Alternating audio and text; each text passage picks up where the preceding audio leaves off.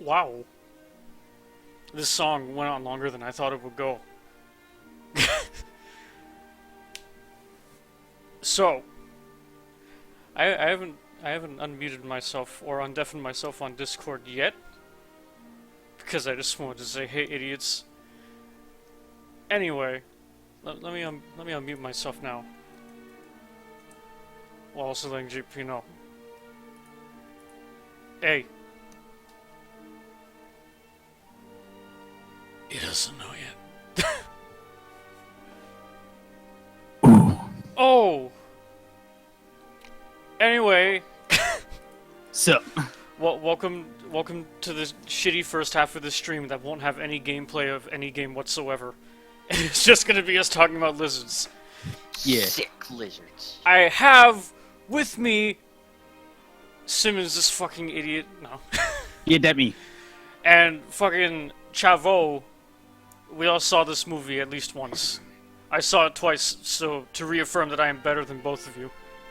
Well, fuck you too. Not actually, I just bought tickets for the wrong day. Yes, you did, and you made me buy them, asshole.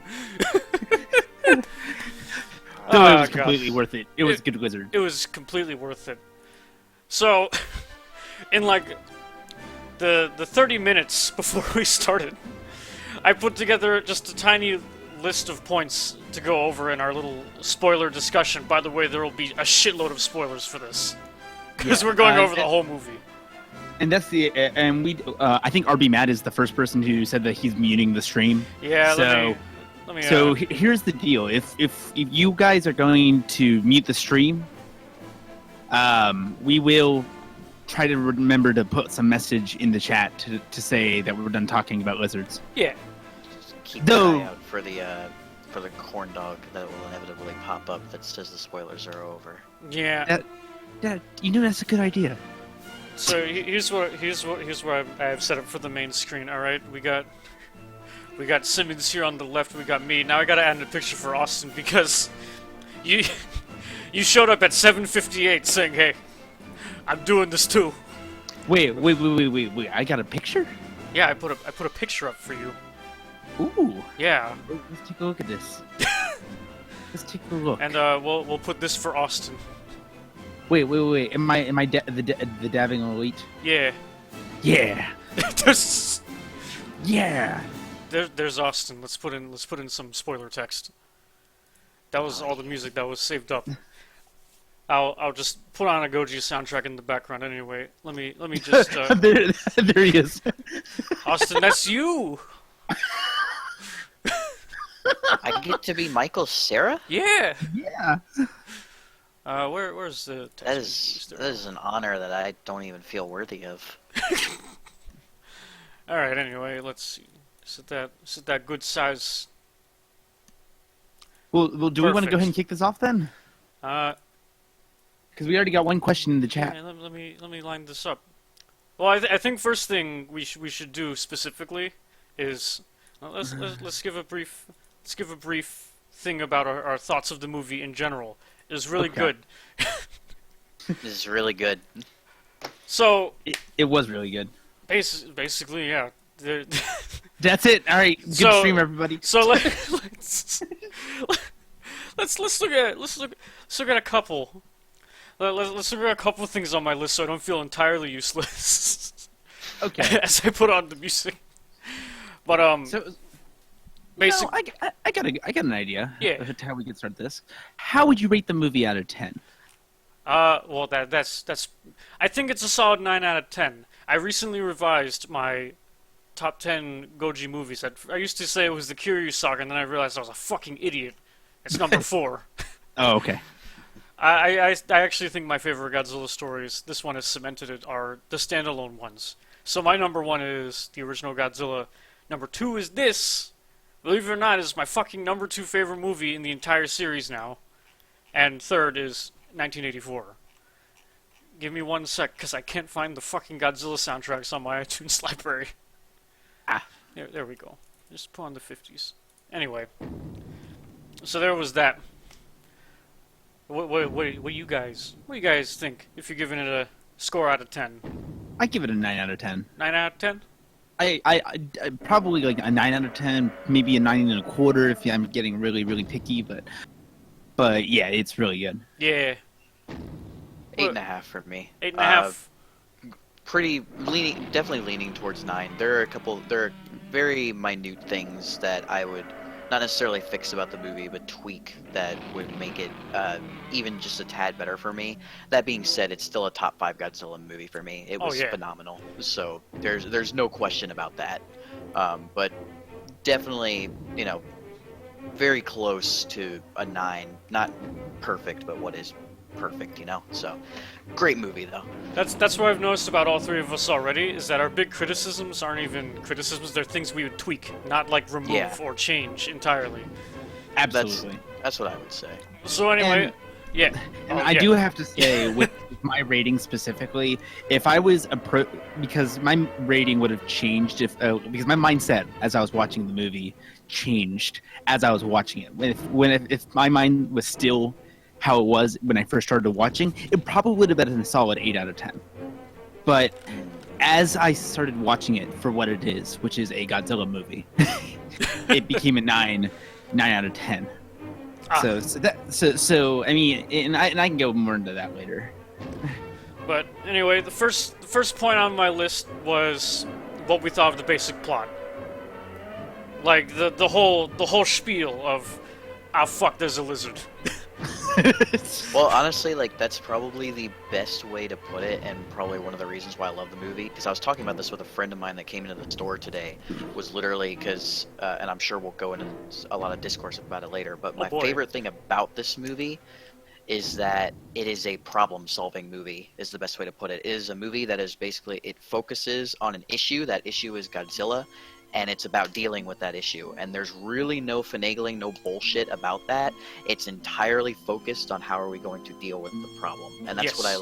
that's what I love about the plot of the movie is that it's a no bullshit plot. There's no reason for subtext in any portion of the movie. It is a focused movie, and I adore that about it. Yeah. No, I completely agree with that one. I mean, so we definitely need to remind everyone that the creator or the producer for this one was Hideaki Anno. No, he was director. It was co-directed by Hideaki Yeah. Anno and Shinji Higuchi. Okay, so for me, it felt very much so like how we've described it amongst the two of us, which was it feels like it feels like a 2-hour Evangelion episode, and just like Austin said, Evangelion it's a ludicrous way to solve a impossible problem, Yes. and that's why I enjoyed it so much. The movie wasn't there to hook a couple characters up. It was literally everyone's going to die, or we're going to get nuked by the United States. Regardless, Japan's fucked if we don't solve this problem. Pretty much. Yeah. Pretty much. So I mean, there we don't have much else to say. What about what about the general human side of everything? Because so many fucking reviewers. Let me go on a mild salt tangent. So many for it. fucking American reviewers, even for a movie like this, they just glaze over the fact that humans are in the movie. They just go, "I'm not here to watch humans in a Godzilla movie," and then they sit here and wonder, why wasn't this movie as good as I expected it to be? It's almost like you ignored half the movie, idiot. Yeah, we've talked about this already, like between on Tumblr, between in Discord conversations, and again to allude back to exactly what I said, this is a movie about humankind dealing with a problem.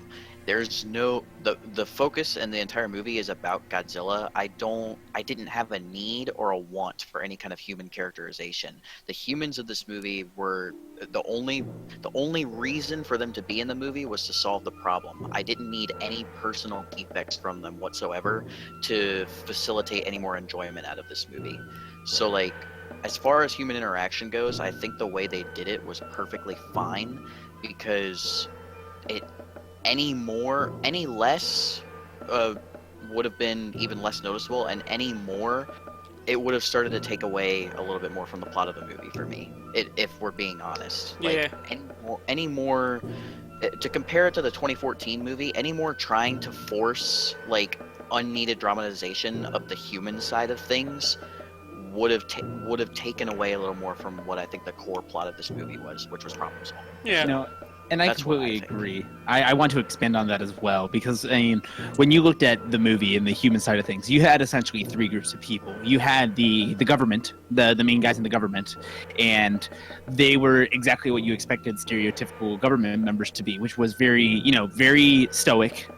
With very dry humor. That's kind of, in my mind, what a stereotypical politician is, which was funny when they made their dry humor, but yet still appropriate. Then you had your problem-solving team.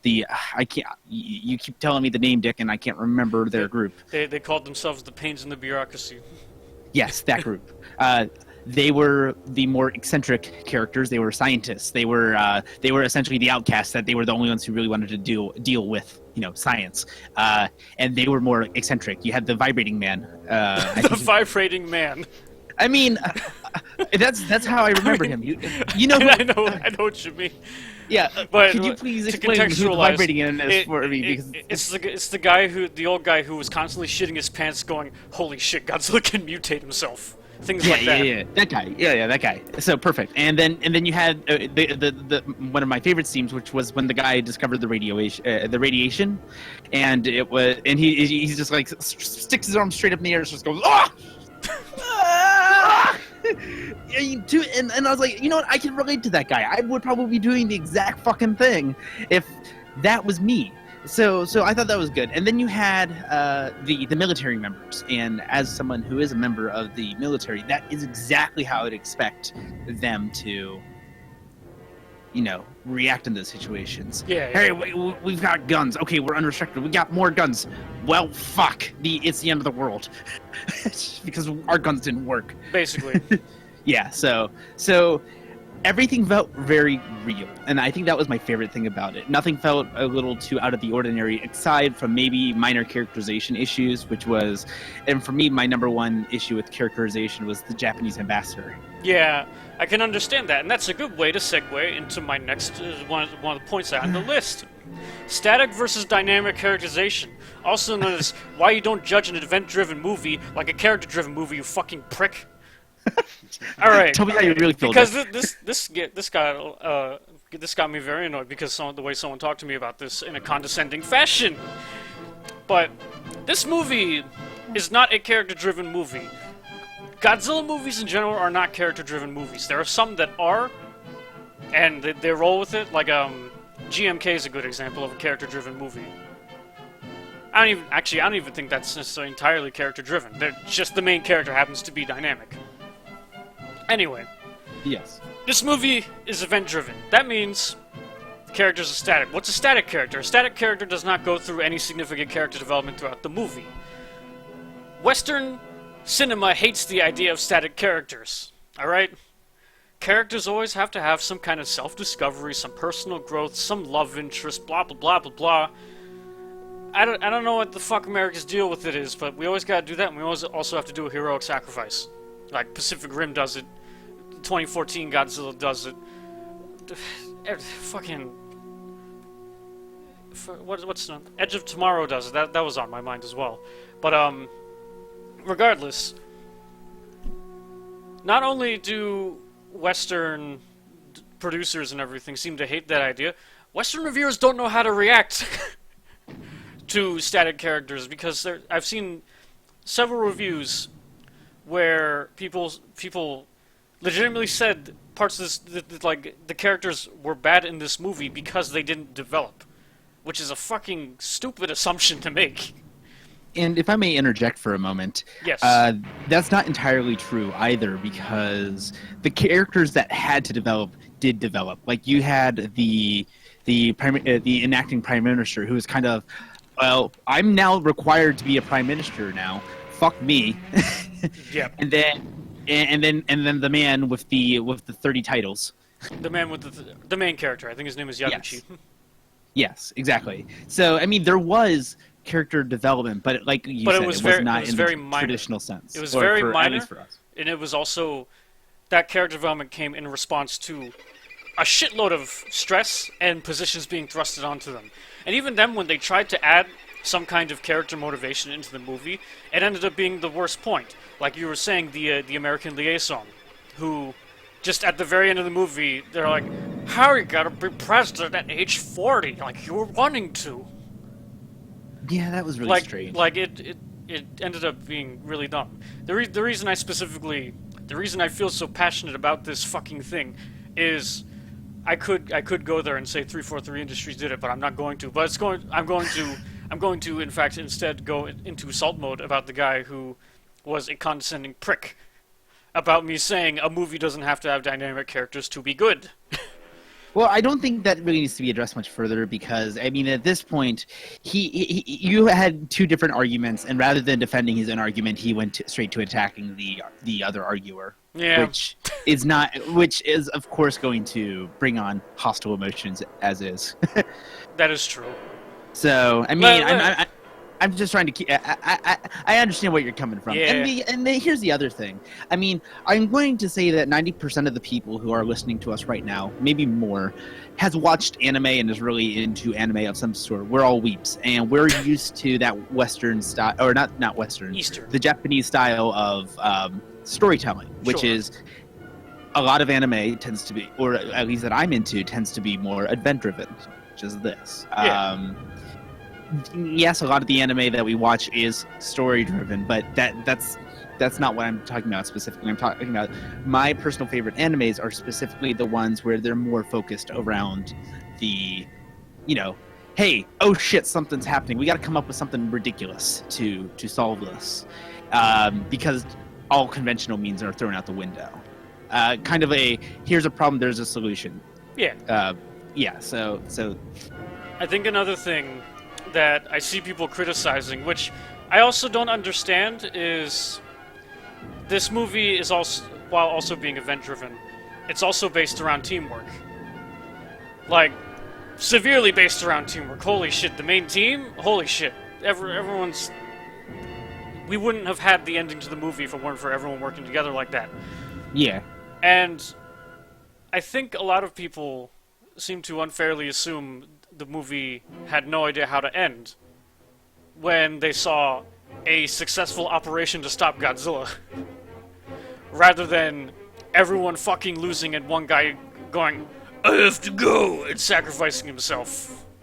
And that beats it, if that makes sense. I think the interesting thing about the entire thing, going back to just characterization and dynamic and static characters, is that people are so focused on the character-driven part of it when it's more so that the plot itself was it had a dynamic plot with a static cast. Yeah. The plot of the movie itself is where a lot of the dynamic action and a lot of just the entire focus of the movie kind of carried itself. It was interesting how the plot carried itself and the characters didn't carry the plot. Like even Godzilla himself as a character basically contributed to the overall story, which made the entire thing dynamic. And I think that's what throws people off, is that they're expected, especially in Western audiences, we're expected to have a hero and an anti-hero and a conclusion based on the conflict between those two things, and we're not used to a story. We're just not used to stories taking it different way, like in completely different directions, just by doing it with a story alone and not even having a need for the characters, which is another thing that I appreciated about this movie, because like I said, people say that the movie that they didn't know how to end it, I suppose, and people are so thrown off by that. But I guess what people have to expect, especially when it comes to our Godzilla universe, does a Godzilla movie ever really end? Like, every single Godzilla movie ending always contributes to the possibility and the threat and the looming, like, just knowing that nothing is over yet. There's never a conclusion to these kinds of things. And it's almost the same way with horror movies as well. Like, I don't understand how people can be satisfied with horror movies either, when horror movies never end as well, because they always tend to, quote unquote, end with either the conflict showing itself at the last second as still being present and probably coming back, or you know, there's never like a happy ending, or maybe there is like a happy ending, so on and so forth. Well, It's just it's very interesting to me that we can't accept the ending of this movie for, or people can't accept the ending of this movie for what it is, when none of these movies truly have endings. I guess is what I'm trying to say. yeah, I get what you're coming from. Yeah. Sorry. In that sorry. regards, yeah, a horror movie that did have a happy ending, because it's like one of the only ones that I've ever seen, was Haunting in Connecticut. And I remember how unsatisfied people were with calling that a horror movie, because, you know, that one actually did conclude. That, just as one example. If you haven't seen it, whatever. But it was one of those, hey, it had a happy ending, the threat was killed, everyone's feeling good. Well, that no longer feels like a horror movie. And then with this movie, I felt like it didn't really have a concise ending. Like, they killed the threat. I mean, it didn't really feel like that they were alluding to much of another threat, like in past Godzilla movies. But I think, because this movie does have the ambiguous ending that is in every horror movie and every other Godzilla, except technically the first. They only allude to another one happening in dialogue, but forget it. Anyway. While this movie does have the ambiguous ending, it's not the happy ending of we killed him. It is the bittersweet ending of we stopped him right now. Yeah. Yeah. Which I personally like a lot. It sits better with me than endings like in GMK, where Godzilla gets fucking obliterated, and then they're like, oh, but his heart's alive at the bottom of the ocean. Right. Like, it's still a good movie, it's still a nice story, but that ending, that last shot, just feels less like it was actually the director's intent, and more like Toho just said, no, you gotta make it ambiguous, okay? But we just obliterated him. Fuck you, do it. Ambiguous! Like, and sometimes that ambiguous ending also can just destroy a movie even more so. Like, I'll describe another movie, Godzilla vs. Megaguirus. It's really boring. I wouldn't recommend watching it. But regardless, the movie ends with Godzilla getting sucked into a black hole. Oh. But then after the credits, Godzilla just pops back in from the black hole that got shot at him.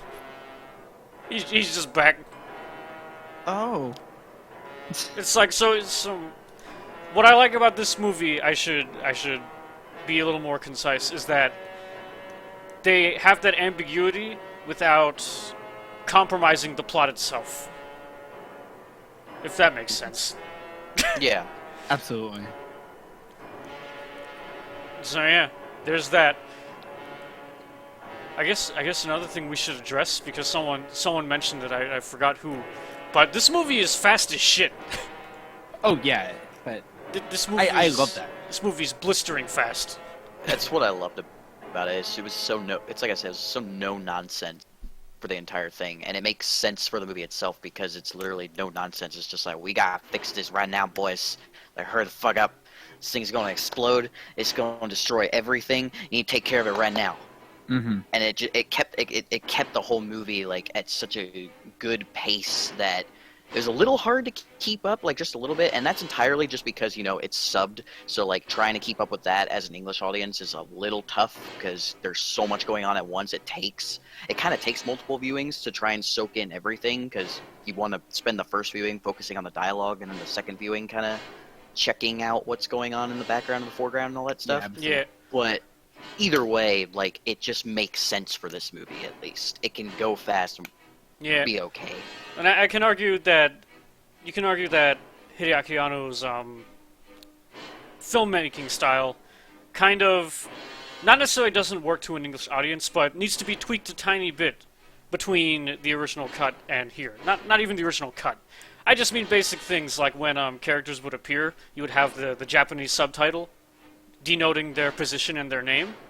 Mm-hmm. I think one thing that would have made the film a lot more enjoyable is if instead of putting a second subtitle on the top of the screen and making us go fucking, not wall-eyed, the vertical version of wall-eyed, but yeah, we know what you mean. If instead of doing that, maybe Toho would send Funimation a version without that text so they could put English text there. Because one thing I also found out is that we missed a subtle kind of joke kind of thing going on with that. Because the one little point of humor was supposed to be how Yaguchi's title keeps growing and growing until it takes up half the screen through most of the movie. That was supposed to be something that would be humorous to us. But since it ends up being a wall of subtitles with a wall of subtitles on top with dialogue subtitles over top, we just go, oh god. Yeah, and I think you noticed that because you watched it twice. Yes. Because I didn't notice that at all when I was. Yeah. It's one of those things. But Yeah, I think this will definitely be a good movie to actually get a copy of and watch it on a smaller screen. That way absolutely. I can actually ingest everything that's going on. Even if the subtitles are exactly as is, that's definitely something I'm looking forward to doing. Just yeah. watching it on a small 20-inch screen or something like that will make it so much easier to pick up on the little jokes. Oh yeah. And yeah. you know what? Talking about the subs, actually, because I brought this up as well. I think my favorite part of the movie, because one thing that they did right, I think, with the wall of text was when towards the very beginning of the movie, when they were still trying to work out, okay, we're trying to stay within the law. We're trying to get the Japan Defense Force to get involved, and they're bouncing back and forth, comparing the different laws. To say with this law we can do this, but this law states that we can't do this, but this law states that we can't do this, and they essentially populated the entire screen with just Japanese text. And when the first one came up, I was slightly confused, like, okay, what the hell is going on here? And then I was like, oh, they have it formatted kind of like with like bullet points and paragraphs. They're putting up the actual Japanese law as they're debating it, which I thought was a really interesting touch. I don't think I've ever seen a movie that actually pulls that one off successfully. Yeah. Or it pulls out or does that at all. But I really, really enjoyed that. Yeah, that was a little bit of cinematography that I did like. Also the one laptop scene. Oh yes. Yeah. Neat little things like that. Mm-hmm. But let's see. And let me just pick out some other point on the goddamn on my list of bullshit. Well, actually, you mind if I backtrack for a moment? Oh yeah, sure. Yeah. Because James a little bit ago actually mentioned his comment specifically was, I remember someone on Tumblr brought up how Pacific Rim is kind of like the younger generation ending up having to solve the problems that nobody else could. Yes, and I agree with that one too. That's definitely a direction that was put with this. And going back to what we were saying before, with the whole character development. I briefly talked to you, Dick, about this, where I was like, you know what? I think people who were really into Pacific Rim will appreciate this movie. But the thing with Pacific Rim that is really different from this movie is that movie had forced character development. Yeah. And in the regards of, you were required to have character development in Pacific Rim for it to work. You literally had with the one robot that had 3 people in it, 2 people whose brains are combining, and they actually address that where, hey, person A is now seeing into the past of person B and is living their life as person B while their brains are connected. So with Pacific Rim, you had character development in that regards, but that was a required plot point versus. Let me stop you for a second. Sure. I'm listening. I just have the 54 movie score on, and during one track, after the Capitol gets fucked, they decided to put the audio of a baby screaming for her mom from the movie. Oh. So much. I just. Oh. While you were just talking about it, I just suddenly hear this, like, in the background. Is that the fucking crying? Why? Ooh. Let's go to the next track. Anyway, continue. Okay, no, that's pretty much all I was getting Okay, at. but because a lot of people were saying they were comparing it to Pacific Rim, because Pacific Rim was one of the few kaiju movies that was very well received in the Western West, world.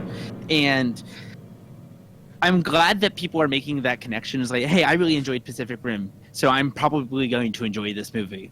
But you got to take that with a grain of salt because Pacific Rim was intentionally westernized with the forced character development because it had to be like that. Well, It on only top made of sense that, for it to be.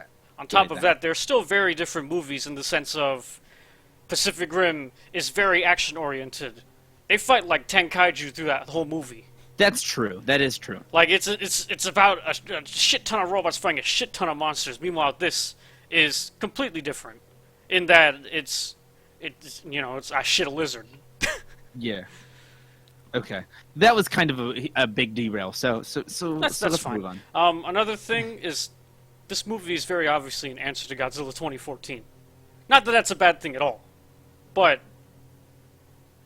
I don't know. I can't exactly put it into words because there are points we were talking about that made me think that's an answer to the 2014 movie's way of doing it, but I can't even remember them now that I'm thinking of it. I think a decent way of putting it actually is literally just the way the two movies were shot. The way it's an answer to the 2014 movie is how much of a polar opposite that tells the same story is of the movie. Now, granted, in the 2014 one, Godzilla obviously deals with a separate threat, but Sure. the Godzilla is still one of the main threats as well. Whereas in this movie, in Shin Godzilla, Godzilla is the main threat. And the difference, and I think how this is an answer to the 2014 one, is them showing, hey, you don't need. It's exactly what we've been talking about. You don't need to put your weird dynamic characterization into a movie to make it a good Godzilla movie. Yeah. We can literally show you, like, this is our way of showing you how we can do this movie and make it just as impactful, just as not necessarily action oriented, but just as compelling to the kaiju audience than you could with having to humanize characters. Yeah. And there are also just some things in terms of just from the technical aspects of cinematography or the monster designs and things like that you can tell our answers. For example, now, first of all, the transition from suits and props to full CG, whether anyone likes it or not, but that was obviously something that kind of came around after seeing the success of 2014.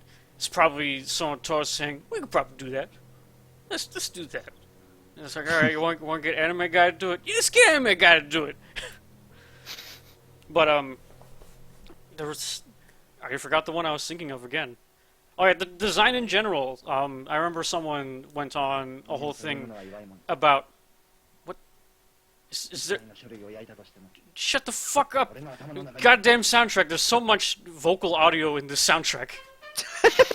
Wait, is that the choir one? No, that actually, yeah, that was it was the radio guy announcing the choir. Let's skip. Yes, past. Spectre Bird asked, "Are we Yeah, going to hear I the saw one with the that. choir?" Yeah. Let's. No. Yes,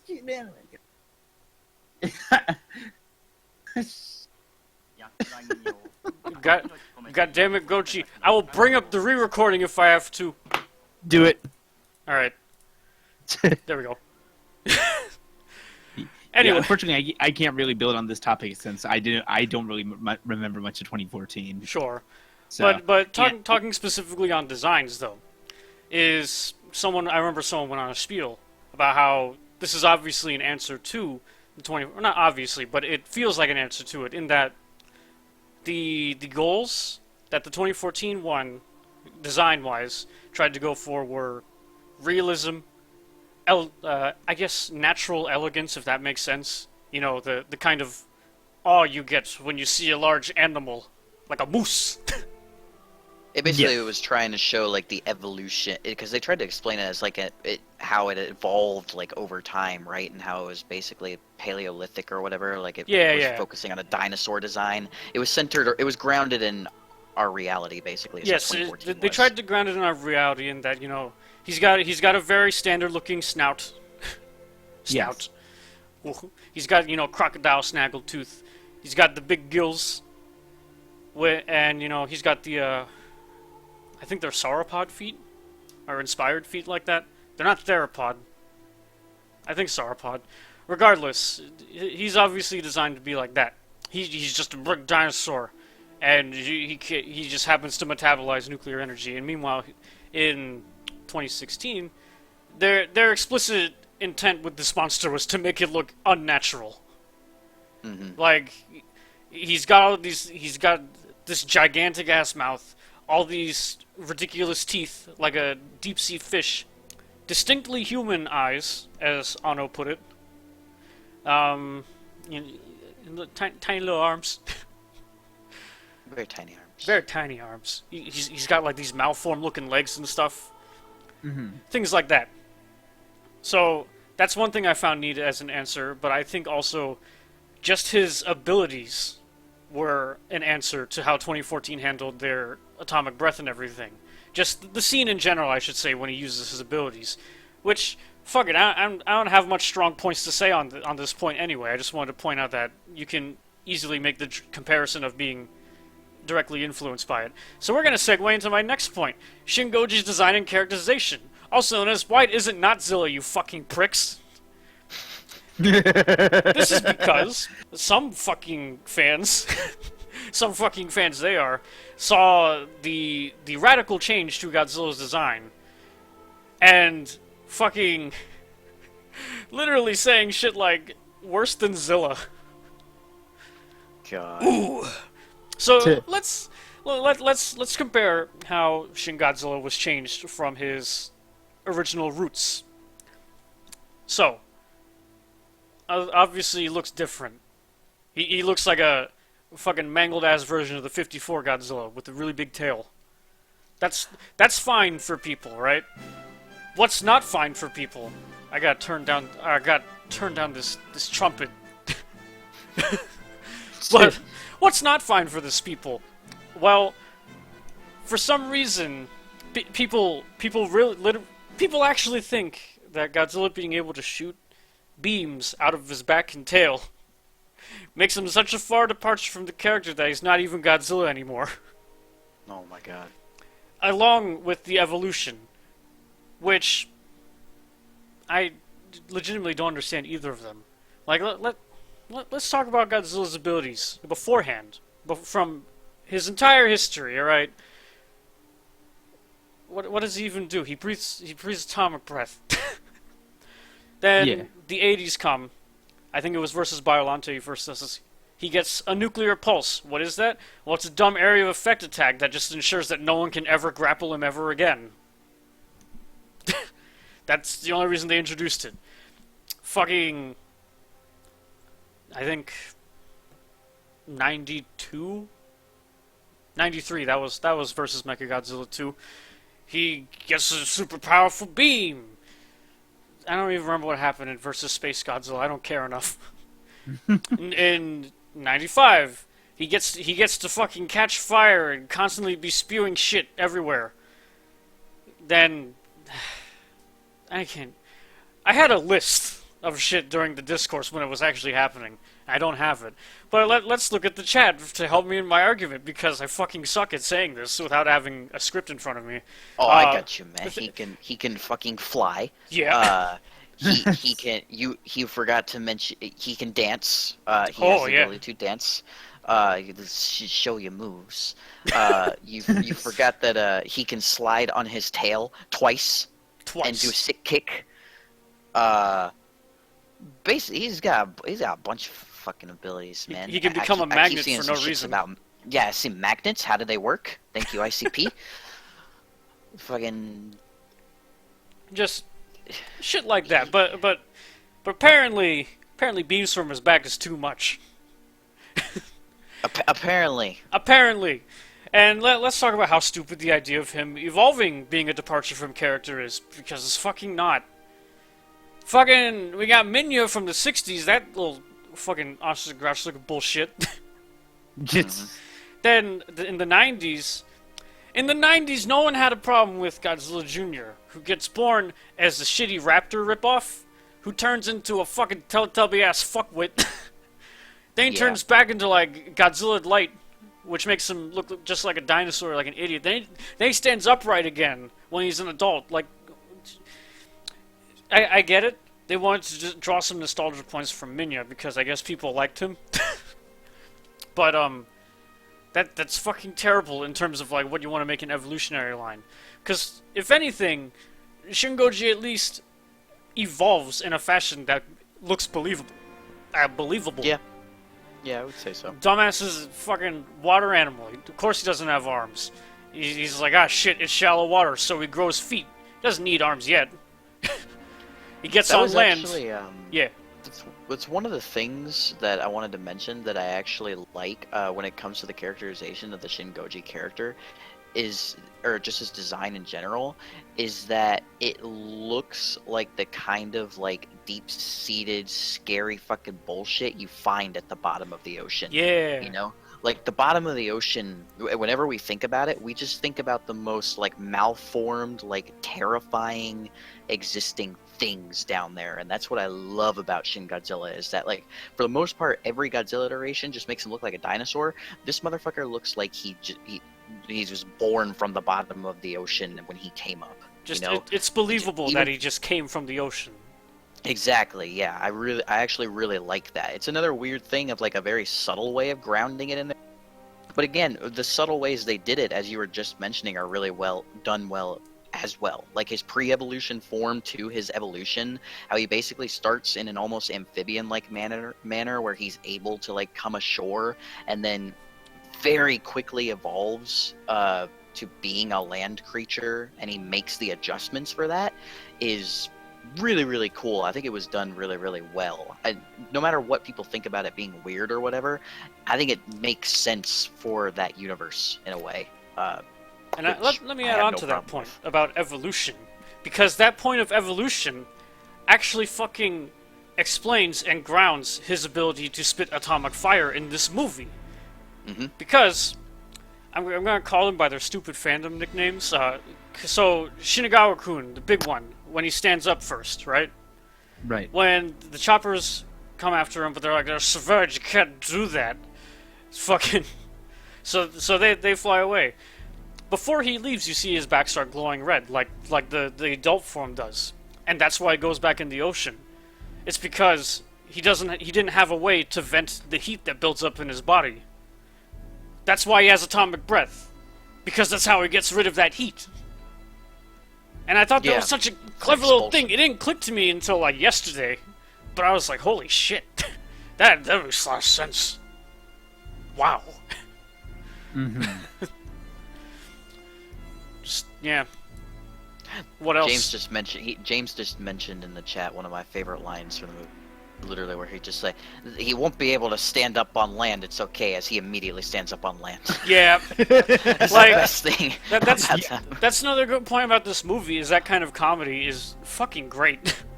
Like, it's the comedy that if you were in this situation, obviously wouldn't be funny. But to us, as a viewer, it still ends up being really hilarious, despite it obviously being under a colossal amount of stress like that. You know what? And even if I think I was in that situation, just knowing how I react under stress, I think that would be the funniest thing to do. I would be that guy in the back of the room going, "Oh no!" You'd be the dude that would just be like, "Ha!" You'd be the dude that gets kicked out of the fucking press conference. Jesus Christ! Yeah, no, it's just.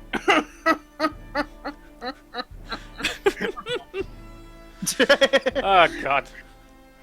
Well, fucking. What else do we got to say about this movie?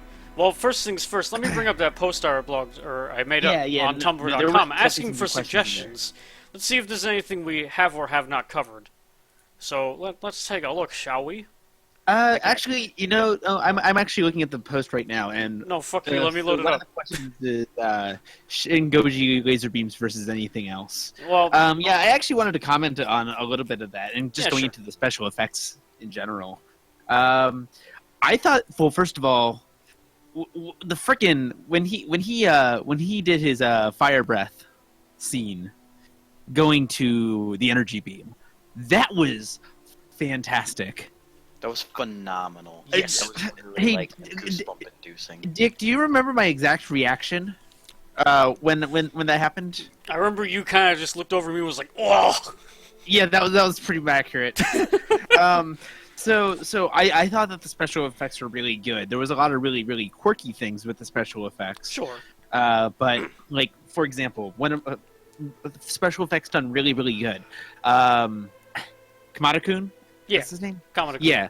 Yeah. Lumpy. When he is The lumpy just baby. yes, when he's walking down the streets and walking down the channel, and the boats are being pushed very slowly against buildings like a stack of Hot Wheel cars. Yeah. I thought that was phenomenally done. Yeah.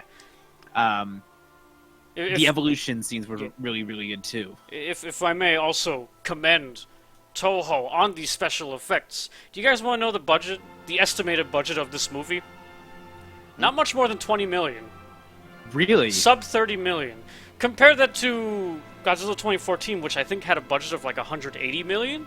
Holy shit! Let me Wikipedia that. Let's see. Godzilla 2014 film. Let's see. Budget 160 million. So for about 1/8 the budget, they made a pretty fucking sick looking movie. Yeah. Like, of course, there are some scenes that don't particularly look phenomenal. Like, some scenes are visibly fake. Of course, Yes. who gives a shit? Abs- Who gives a shit at this point, really? Well, and see, and that kind of goes back to what I mentioned earlier, because when I said when I first approached the movie, I would have probably given the movie an 8 out of 10. As soon as I stopped watching the movie as a live action CG movie, Yeah. and I started watching it as Ava. Okay. Ava going Sure. on, my thought process completely changed. Yeah, there was some really, really quirky things. For example, the dorsal fin lasers were really quirky. Yeah. And another thing that was really quirky was when they were using the train bombs, which I thought that was a phenomenal scene. I love that scene so much. Yeah. When the trains hit around his feet and they went up and they kind of folded really weird. Yeah. And It looks like they were getting sucked up, not, pushed. Well, not necessarily. It looked like it was an awkward. It felt like it was a puppeted thing where Sure. the trains were kind of getting yanked up with like strings. Yeah, or, yeah. like- but then again, when I started thinking of like some of the battles from like Evangelion, where the one angel pretty much puts his hand up and shreds the missile. Yeah. It reminded me a lot of that. And when that clicked in my head, the movie immediately got that much better. Yeah.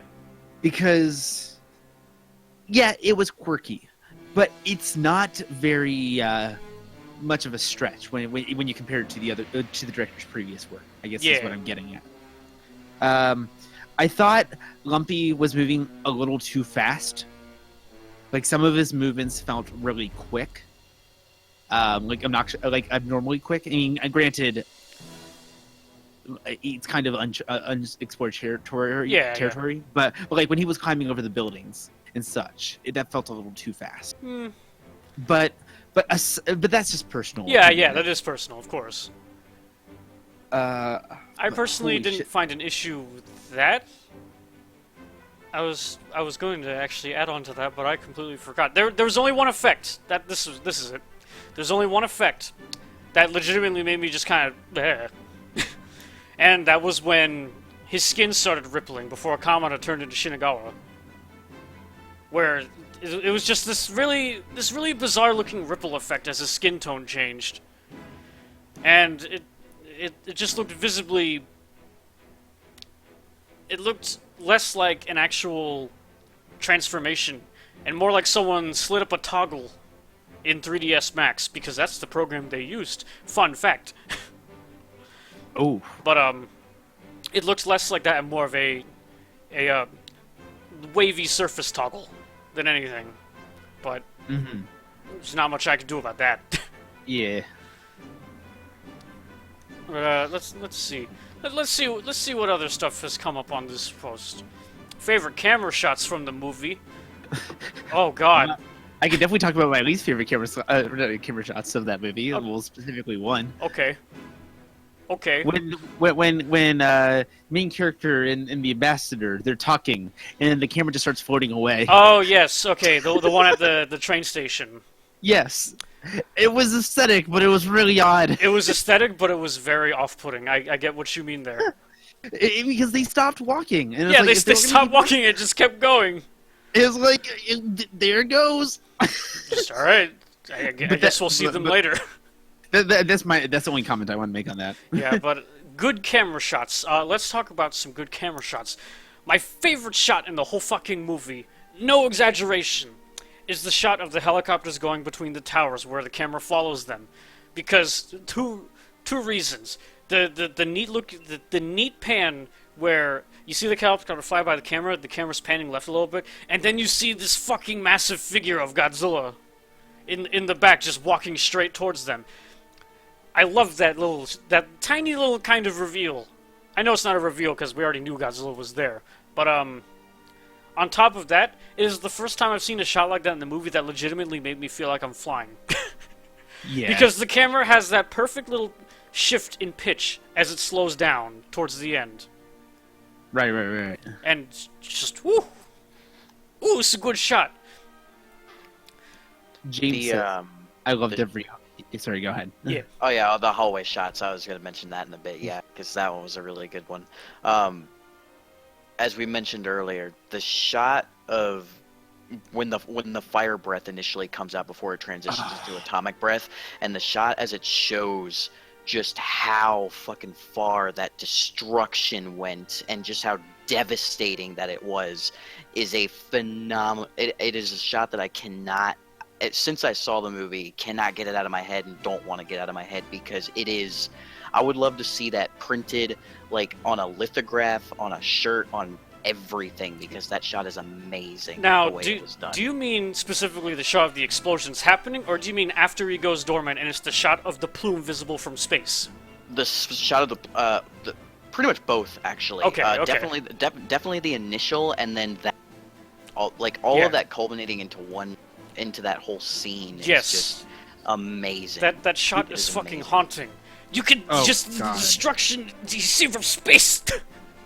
That Yeah. was That's incredible. ridiculous. I was about to shit myself when everything was done, because obviously he expended all of his energy, but when you saw what he expended his energy doing, Yeah. It was crazy, man. I mean, it looked like he literally like spit goddamn explosive lava out of his mouth. It was ridiculous how much it just devastated that area of effect. Like, it was crazy. Yeah. Thinking about go. No, Go on. no. I actually had a thought on that because it felt like because it almost, because when I was watching it was like, okay, so this is kind of a 3-phase attack. He's building up energy, but Yeah. then when I thought about it a little bit more, I was like, no, this actually feels more like a 2-phase attack, because first he started spewing out gas, and that toxic gas started going everywhere. And then when he activated, like when whatever lit and it became fire, everything combusted. Yeah. All of the gas combusted. So it reminded me of, like, there's the 2-headed dragon in How to Train Your Dragon, where one head spit out the gas and the other one was literally just the fire starter. It felt a lot like that. Yes, the famous dual pissmonger. Yes, that one.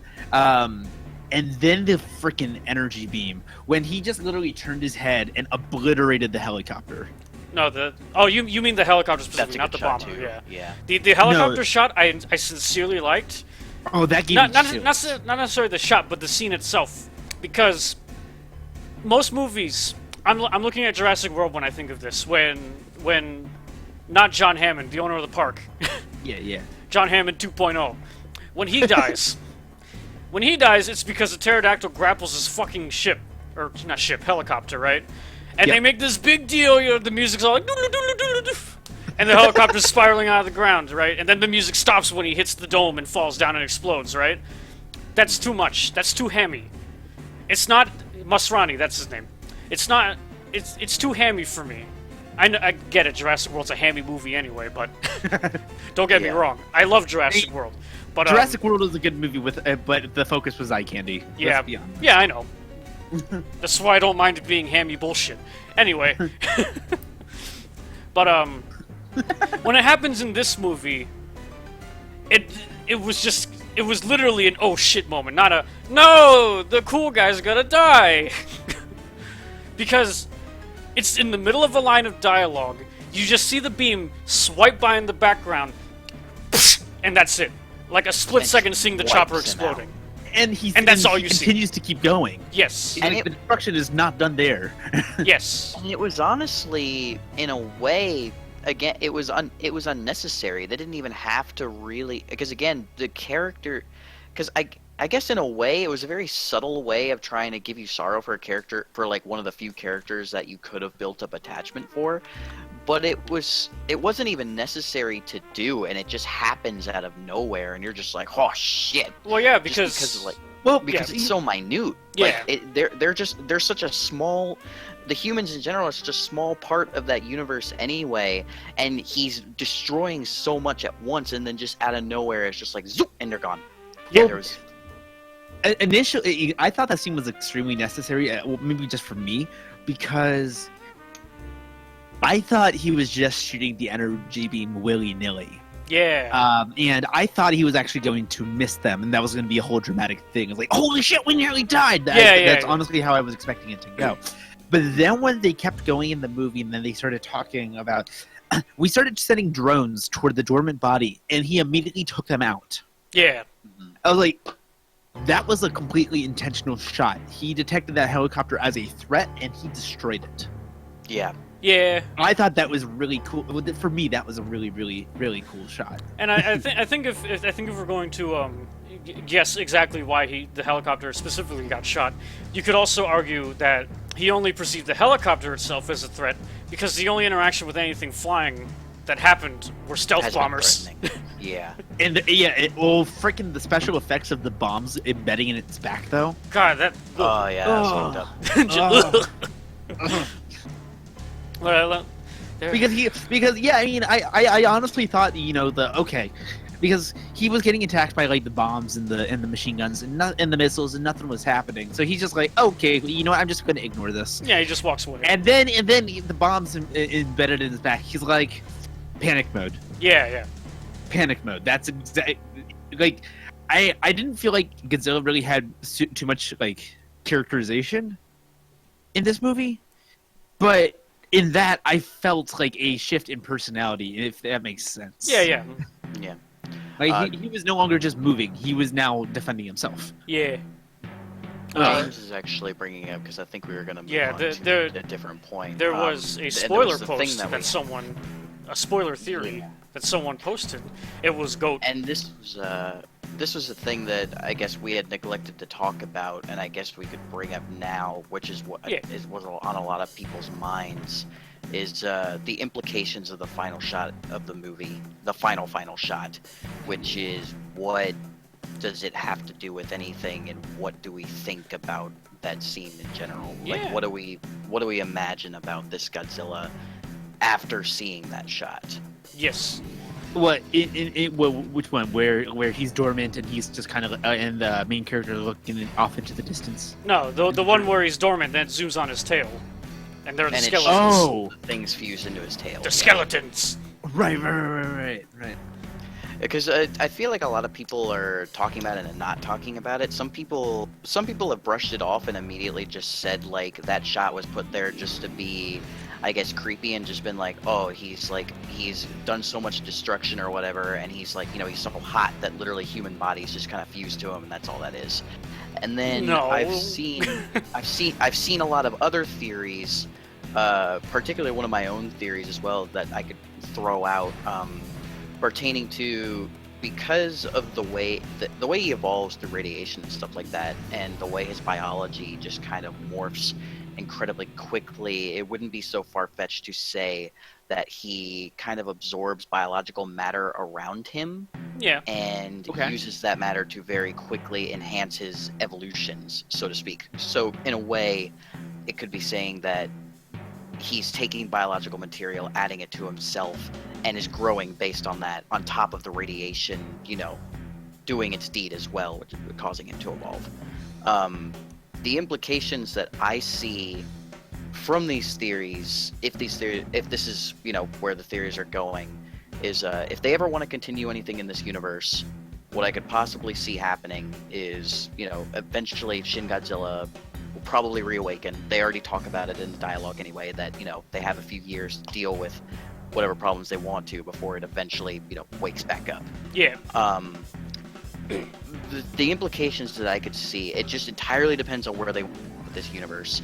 I could either see when he wakes back up, trying to, go on the same continue going on his rampage and then trying to grow further by absorbing more life matter.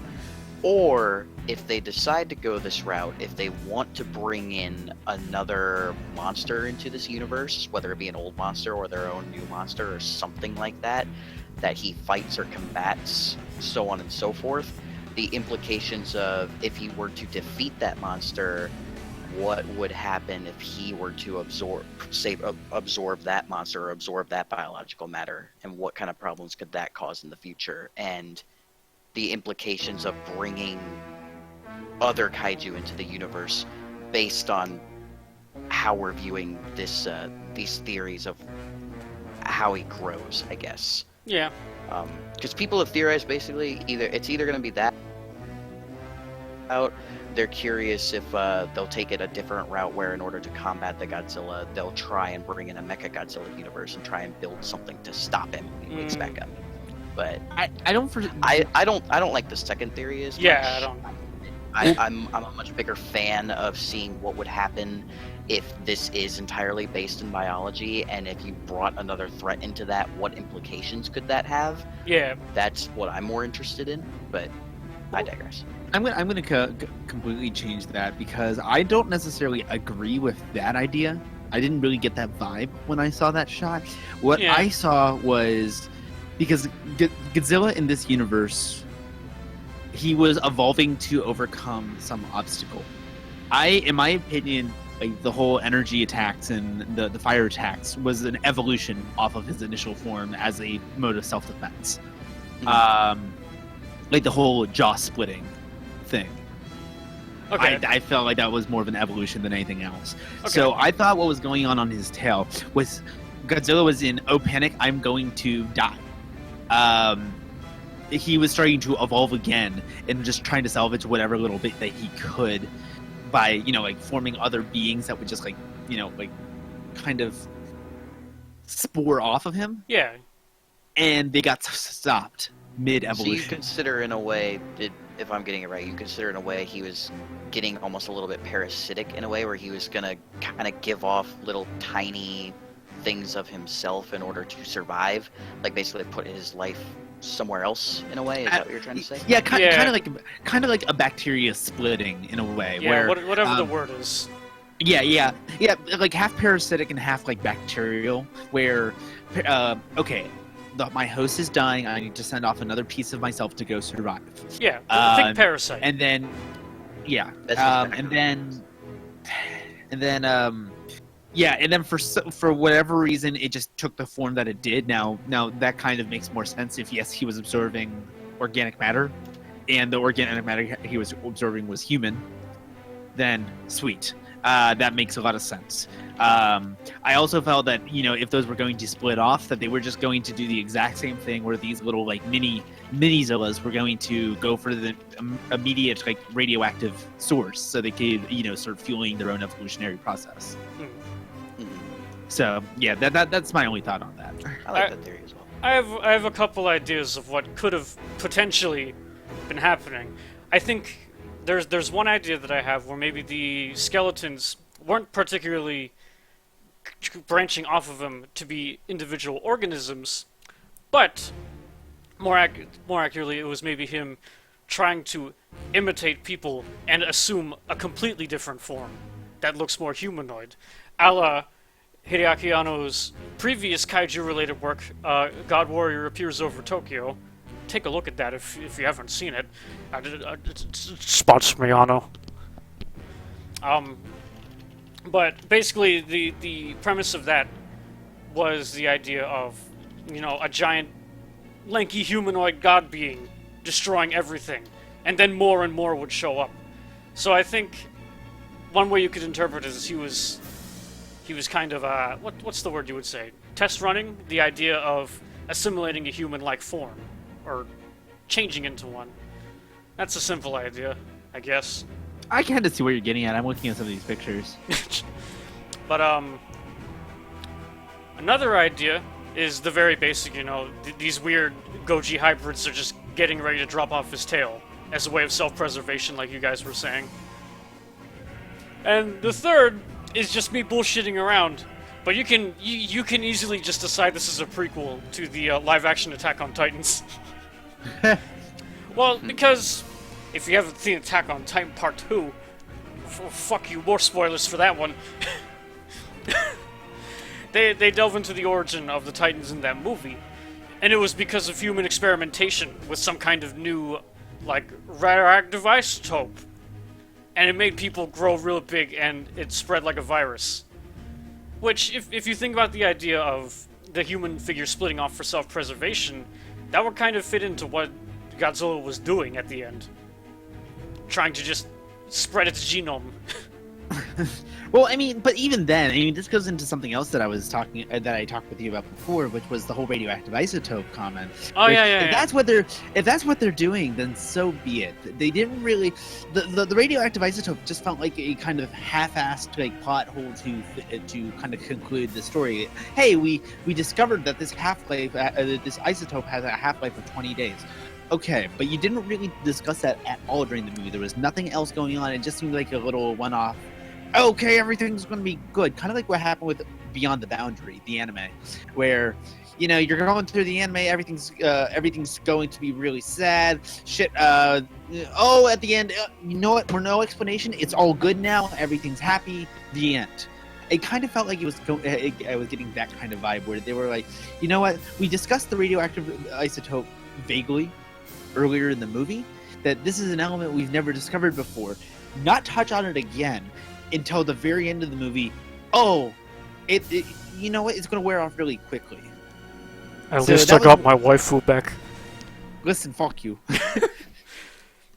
That was, I think, my biggest gripe with the movie, was the plot hole-ish ending. Now, was your gripe with the isotope in general, or just the little half-life quip at the end? Both. Because, in my opinion, if they were actually researching this thing, then that should have been, like a minor thing that was just kind of like, in the back of everyone's mind as we're going through the movie. It's like, hey, while we're trying to defeat this thing, there is some entity somewhere that's actually researching this thing. Hold on, you're being called out in the chat. You're being called out. Who's calling me out? The goat's calling you out. Simmons, fuck you. Simmons, you fuck. Yeah, you know what? That's fair. Okay, so... No, okay, so basically, I was hoping that if this was actually something that they were going to, make a relevant plot point at the end to conclude the movie, that, like, there was just, like, some reference to some entity that was actually researching this element to figure out what the hell is going on with it. But in my opinion, aside from mentioning, hey, he's got a new element inside him, there was no other discussion of it until the very end. Sure, I can get what you're going at. I mean, I understand that Japan was devastated and they wanted to be able to rebuild. Yes. But I was also very prepared to be in the state as, well, we've got a third nuclear blast site. Just fucking wasteland.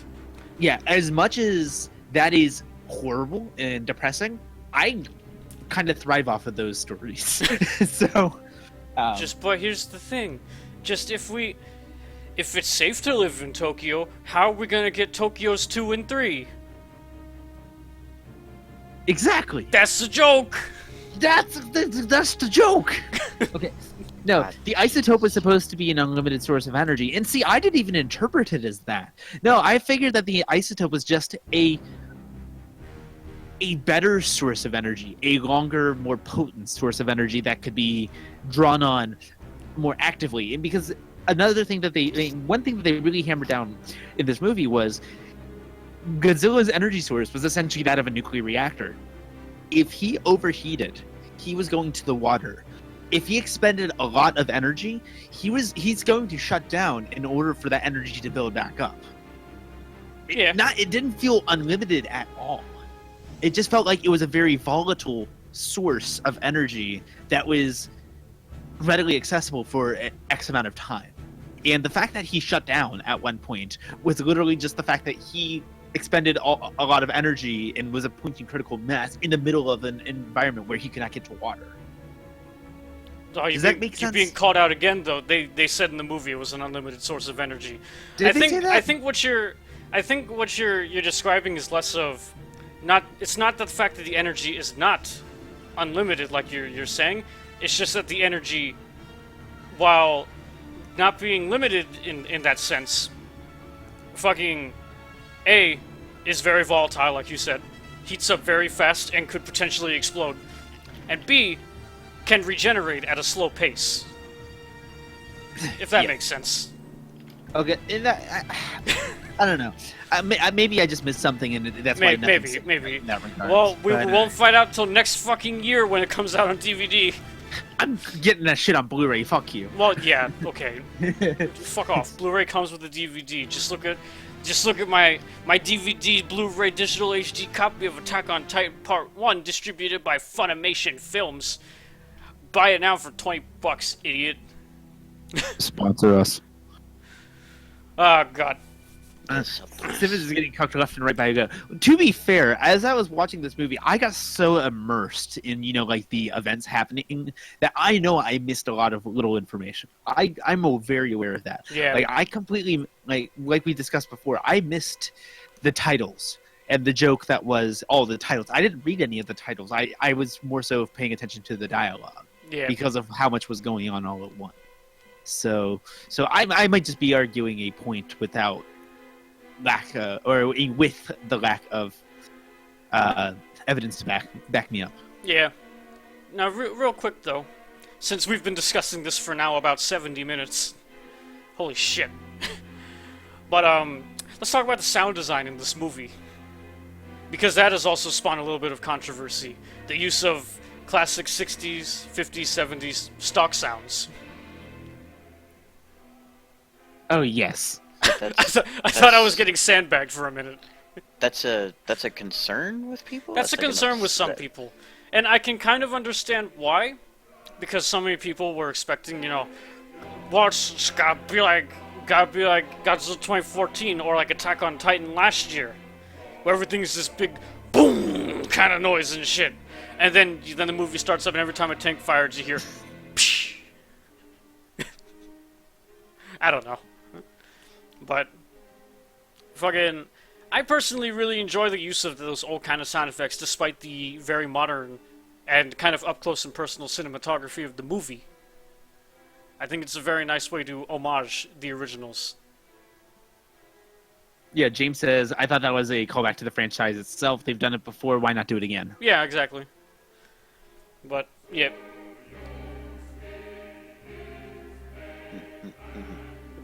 Okay, guess the only one with opinions on this. Jesus Christ. Yeah, I mean, I've only seen four Godzilla movies. And, I know. And one of them I saw half drunk, so. Ah, jeez.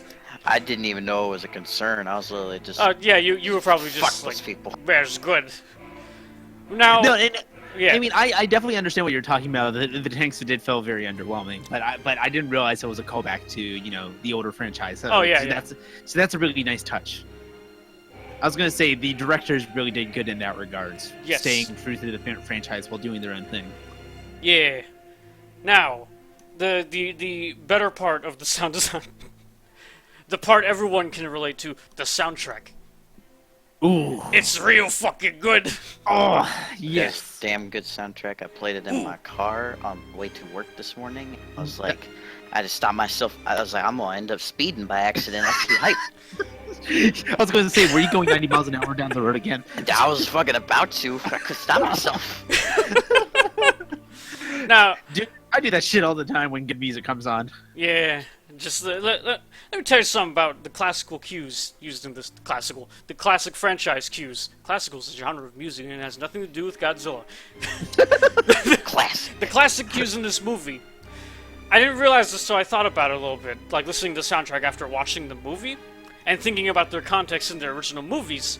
But fucking every track there has a significant purpose in the movie itself. The first classic track you hear is from Godzilla 1954, right when the first Godzilla makes landfall on Tokyo, right? And that plays right when Kamada-kun grows up to be about 50 meters tall, the same size as the original Godzilla. So there's that little bit, but it's also, you know, the first time Godzilla fucking stands up like an idiot and walks through the city anyway. So it kind of parallels that little bit, in a not in a roundabout way, but just in a not on the nose way, just kind of a subtle way that you might pick up if you watch the original again. The next one is when Final Form Goji shows up. The music that was playing there was the rendition of the Godzilla theme from King Kong vs. Godzilla, when Godzilla came back from an 8-year hiatus and starts running around like an idiot again. That it's very obvious the implication there after a 12-year hiatus. You know, ding dong. Fucking. Now the third song used in it is just the standard march from Terror of Mechagodzilla, which doesn't necessarily have an explicit like purpose being there other than being the second half of the Godzilla theme. But if it means anything, you know, the specific track was from when Godzilla makes his entrance in that movie too, and that's during his initial entrance anyway. And the last one was for Operation Yashiori. Yes. Ooh. That one's not even from a Godzilla movie. That's a march that gets commonly used in the Godzilla movies, but that specific recording was from the movie The War in Space, I believe. Regardless, that was the military theme in the original 1954 movie. So, there's that. Anyway, the really good song from the soundtrack that everyone wants to listen to is playing right now, and that is Who Will Know when he does his atomic breath. That fucking song made the scene that much more awesome. I love the shitposting that's currently going on in chat. Good morning to everyone driving to work on this nice sunny day. Chav's car. Persecution of the masses. Oh no. But I think Sir, why were you speeding? I'm trying to outrun the lizard. Look out, he's right there. But the lyrics for these songs are actually in English. Fun fact about Shiro Sagisu, he tends to write English lyrics for his music. And Who Will Know is a fucking depressing song. It's about wanting to die and shit. So it just makes the scene a lot more depressing because everyone fucking dies in that scene. Nice. Okay. Just, God. I don't even know how to actually go on a proper tangent on how much I like this music.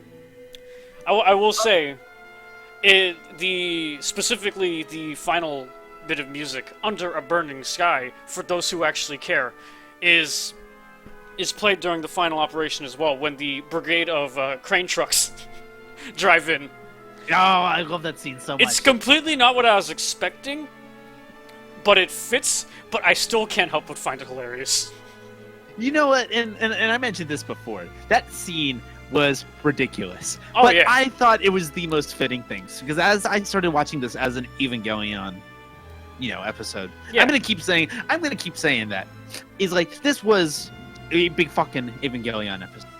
No, it was as outlandish as the episode of Eva when they had to dance to kill the guys.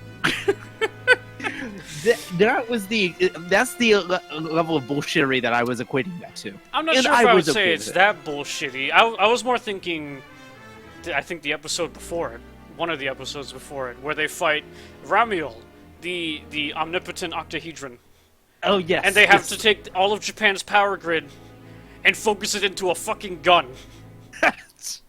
That's what it made me think of, just having to mobilize the entire fucking country for one quick operation. And it is gun. And it's gun.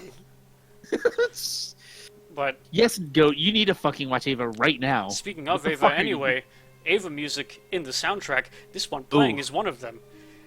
Just, there are 2 tracks from Ava used in the soundtrack. Or motifs, I should say, because one is like 5 or 6 tracks.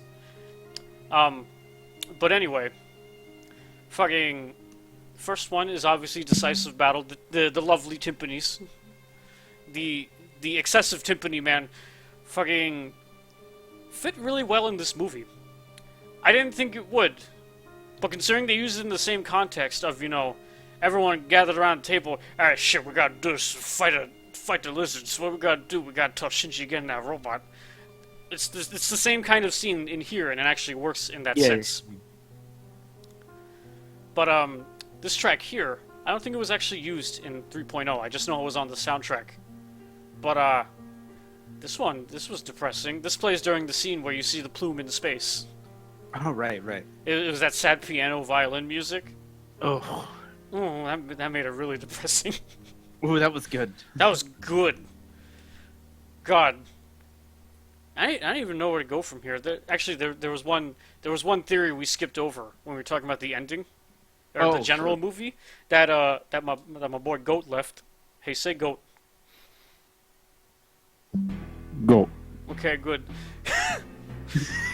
But his post reads, call this a stretch, but I thought it seemed like it was being suggested that the missing scientist, his name is Goromaki, the missing scientist from the Glory Maru, was Godzilla. Whoo! Here we are. Welcome to Film Theory, everyone. I'm your host, Ness from Undertale. Hey, did you know that Godzilla is also related to Luigi? That's true. That's just a game theory. That is true. That's why I made him Luigi in my Hotel Mario video. Oh. Anyway. Hey, all the fucking links are connecting. Alright, observations to support this, though. He had knowledge of that new isotope that was powering Godzilla. Okay. Godzilla's body was made up of bones and the fossils of sea creatures. Almost like it was assimilating living matter to form its body, like Austin was saying. A human being mutated by the isotope could have been the template. I don't think that part would be true, but I'll go into that after I finish reading through this. Anno talks about having to give Godzilla human eyes to make him more terrifying, and finally, what is the most suggestive to me, he left clues on how to decipher his life's work in the boat he went missing from, which was adrift in the harbor right when Kamada-kun appeared. Do you think this is bullshit, or is there something to this? I think it's a bit of a stretch. Now, I think he may have just like jumped in the ocean and like sacrificed himself to this creature, maybe. I actually just connected some dots. Maybe he wasn't the basis for Shin Goji, but if Goji were to say absorb material, maybe as he was evolving, like if we were in between phases, right? Like like when he was growing in the city. Maybe since he jumped into the bay right around where the monster first appeared, maybe when it evolved to grow legs, it assimilated him. That's why human skeletons came out of his tail. Ooh. And that makes sense, but just so long as they're not presuming that the reason why Goji was doing what he was doing was because of the scientist. Because everything that Goji was doing felt very natural in the regards is he's moving through the land to get uranium. Yeah, that's it. Like, and I don't think the idea of him being absorbed into Goji would change his motivations, his quote-unquote motivations. Because, again, Goji's just acting on instinct. Even his evolution is just instinct.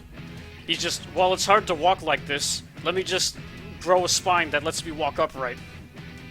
You know. Or at least evolve my skeletal structure. Yeah, that's what I mean, yeah. Yeah. But, there's a tiny bit of ground you've laid for a different theory, but I don't think the theory of him actually being Godzilla from like from the get-go, I don't think that's true. I think maybe his biomatter that could have gotten put into Goji somehow, maybe when it evolved in the ocean. Yeah, the way I'm kind of putting it together right now is, kind of like in Jurassic World, where they're essentially making this custom dino using all these other creatures to do these things. Goji might have been that thing where he was just like sampling DNAs from like all the different creatures he absorbed, and was just using, hey, this worked, so I'm gonna make this work now. Yeah, that could be it. Which might somewhat explain, the humanoids on the back, where it was just taking a sample of the human DNA, and that's why those things looked human in the back, just because it already had some. Yeah, maybe. Maybe, I don't know. I'm pulling shit out of my ass at this point. Isn't there some Japanese thing with shoes taken off in Suicide? Yeah. That's why the boat was in the bay. Yeah. But at the same time, you could argue that no body was found, because no body was found. They would have uncovered that during the movie. right, So, right. even if he did jump off as suicide, or if he jumped off specifically to put human DNA in the form of Godzilla, then he would have probably still taken his shoes off just so people would write it off as a suicide anyway. Because if he left the shoes on, Godzilla would have evolved Yeah. up. It fucking... Look, if he left his shoes on, Godzilla wouldn't have done anything interesting. He would have just joined a bowling league. Because listen, do you know how hard it is for the Japanese to get the Air Jordan license to give Shin Godzilla Air Jordans? It's fucking difficult. That's true. Alright? We should talk to Warner Bros. And tell them to put Shin Godzilla in Space Jam 2. Yes. That's a good idea. I want your characterization of Shingoji specifically in Space Jam 2. Oh, okay. You mean where he acts like Luigi from Hotel Mario? Yes. He just flops And around a also lot. wears Air Jordans. Yes. Nice, perfect. I hope there's an Air Shingoji Jordans model in Blue. SFM because you gotta put some Air Jordans. Oh God. Just let Air Shin. yeah. Let me just call one of my boys. Hey, can you make me an Air Jordans model? You should totally Just do hey, it. hey, can you make me an Air Jordans model? Why are you calling me? How did you get my number? Exactly. No. Well.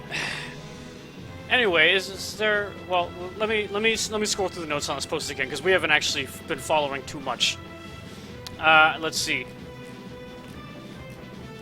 Discuss Shingoji's tiny arms. No, No. they're small. They're tiny. Other than the Taiwanese poster making his arms really big. They made him really... Hold on. Now I need to bring up a picture. Actually- This is what we're ending the stream on. Or not the stream, but the discussion on.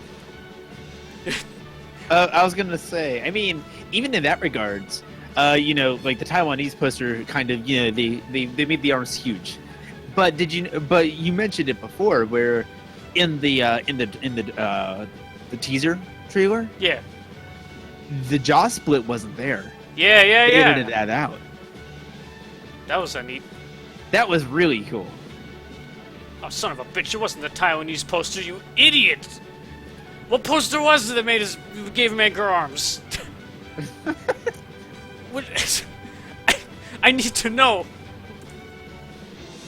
Maybe if I just Google Shin Godzilla poster big arm.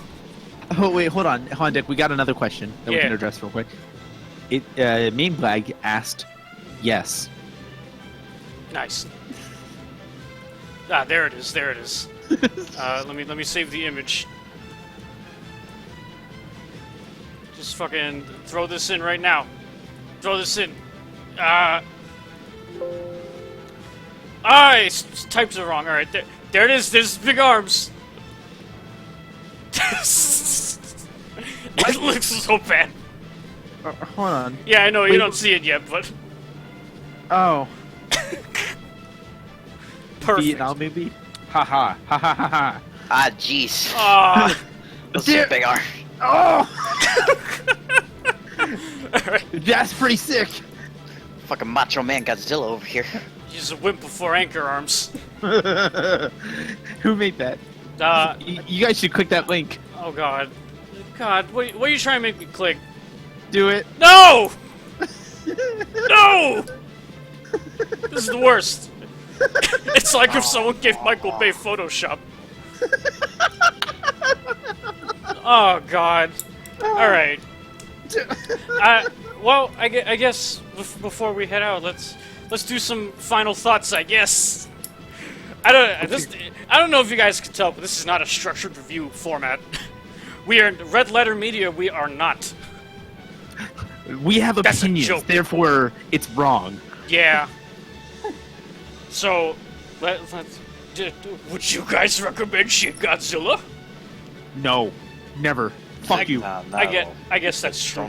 Don't buy the Blu-ray. Buy the CD, put it in your car, listen to it in your car, go really fast down the highway.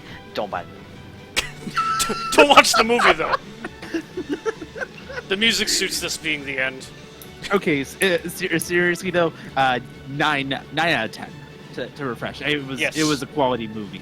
I mean, I think for an like the Western audience, going into it, no experience with like anime, it might be very jarring. Sure. But for the crowd that was really into like Pacific Rim and all that, I think this is a great way to get into this style of storytelling. Yeah. And then everybody should go watch Evangelion like right now. Yeah, that too. Watch the show before the movies, alright? Don't be a fucking idiot. Yeah, don't be No. that guy. But, what would I... Well, first of all, 9 out of 10 for me, as I said. Second favorite Godzilla movie ever. I absolutely recommend this. It might be jarring if you haven't seen a Godzilla movie in your life. To which I say, start with a series starter. There are 4 series starters now, alright? There's Godzilla 54, Godzilla 84, Godzilla 2000, and Godzilla 2014. Yeah. Any of those, watch them first, if you haven't seen a Godzilla movie first, so you have an idea of what the movie can be like. And then watch Final Wars. Yes, and then watch Final Wars after Shin Godzilla, because after this adrenaline rush, you're gonna need to lay down. You're gonna need to lay down, lay back with some 2-hour shit posts. Is that the one with Don Fry? Yes, that's the one with Don Fry. Yeah. You need to go watch that You need one. to lay down. You need to have a nice look at Don Fry's mustache. Take a look at his katana skills. Oh Oh, yeah. oh yeah. Good movie. No, And the actually, and it's a the- terrible and the lack- movie, but And the lack of a language barrier, it's quality. oh, that too. Final Wars is such a fucking party. That's true. This is great. Desi Mandis says, "Go put the room in your CD player, drive through a McDonald's drive-through, and ask for." The room. I couldn't even do it. Oh god. What? And that's for shit. I'm dying. All right. Well, Is, fucking. is Shin Godzilla safe to watch while medicated? What is define medicated? Blackery, please define medicated. Hospitalized. Oh no, is Don Fry hospitalized right now? What? This can't be real. Everyone pray for Gordon. Please. Pray for Gordon. Pray for Captain Gordon. Please. So, I guess this is the end of the quote unquote review / discussion, if you can call it that. Oh man. So I guess the deal with this portion of the stream, though, I think I'm actually gonna put this bit on my actual YouTube channel, just so people will not, be like, "What do you think of Shin Godzilla?" every time I put up a video. You know how it is. Oh, they're still gonna do it. Yeah, I know, but Hey, Desi, thank you for clarifying because I did not know what the Colonel's Finest was.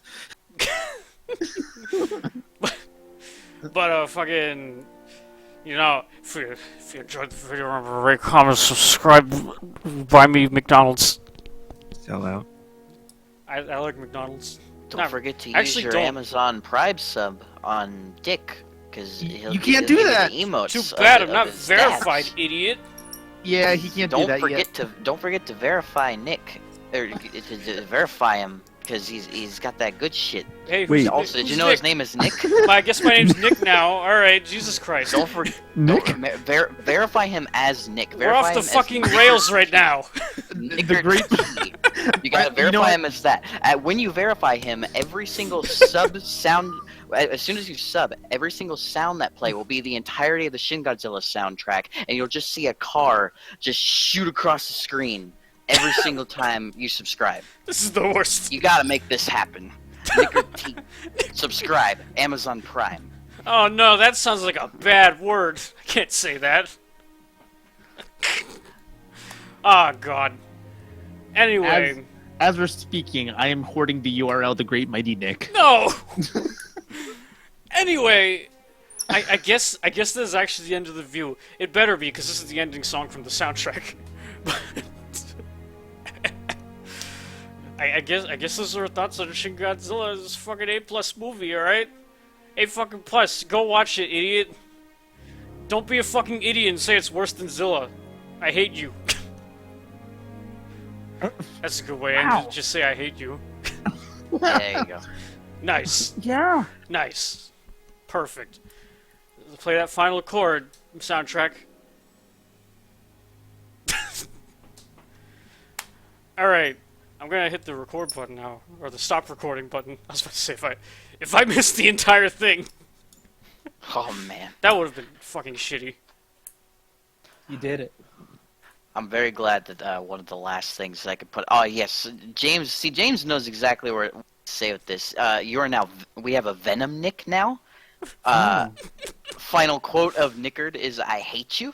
Knickered. This is the worst. Shut up for a minute so I can press stop recording.